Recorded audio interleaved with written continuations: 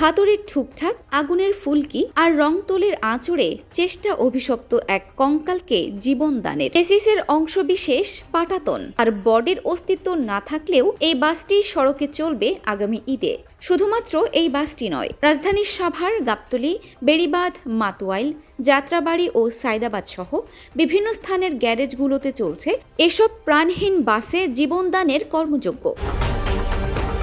দম ফেলার সময় নেই মিস্ত্রি ও কারিগরদের। দু একটি নতুন বাসের কাজ চললেও বেশিরভাগই ভাঙাচোরা, লক্কর ঝক্কর। আর বিআরটিএ কে ঘুষ প্রদানের মধ্য দিয়ে বৈধতা পাবে এসব বাস, যা 25 রমজানের আগেই নামবে সড়কে। বাংলাদেশ রোড সেফটি ও যাত্রী কল্যাণ পরিষদের তথ্য বলছে, গেল বছরের 2 ঈদে মোট 664টি দুর্ঘটনায় প্রাণ হারিয়েছে 712 জন আর আহত হয়েছে প্রায় 3000 জন। আর পুরো বছর জুড়ে 6729টি দুর্ঘটনা, প্রাণ গেছে 9111 জনের, যার মধ্যে 14.49% বাস দুর্ঘটনা। বিশেষজ্ঞরা বলছেন, প্রতি বছর ঈদ যাত্রায় শতাধিক প্রাণ ঝরলেও কার্যকরী কোনো পদক্ষেপ নেয় না সরকার। দায়সারা অভিযান দেখা গেলেও ব্যর্থ বিআরটিএ। ফলে সারা বছর সড়ক ও উৎপাদন পর্যায়ে অভিযানের পাশাপাশি এবার ঈদে প্রাণহানি কমাতে নেওয়া যেতে পারে বিকল্প ব্যবস্থা। তবে সংস্থাটি সক্রিয় করা পাশাপাশি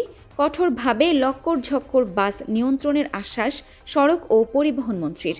যদিও এবার দুর্ঘটনা এড়াতে ঈদ যাত্রায় বিশেষ প্রস্তুতির কথা বলছে সরকার। দুর্ঘটনায় উদ্ধার কাজে থাকবে হেলিকপ্টার, মনিটরিংয়ে সিসিটিভি ক্যামেরা ও ড্রোনেরও ব্যবহার করতে চাই আইন শৃঙ্খলা বাহিনী। তবে বছরের পর বছর বিশৃঙ্খল সড়ক কতটা শৃঙ্খল করতে পারবে বর্তমান সরকার, সেটি দেখতে অপেক্ষা করতেই হচ্ছে।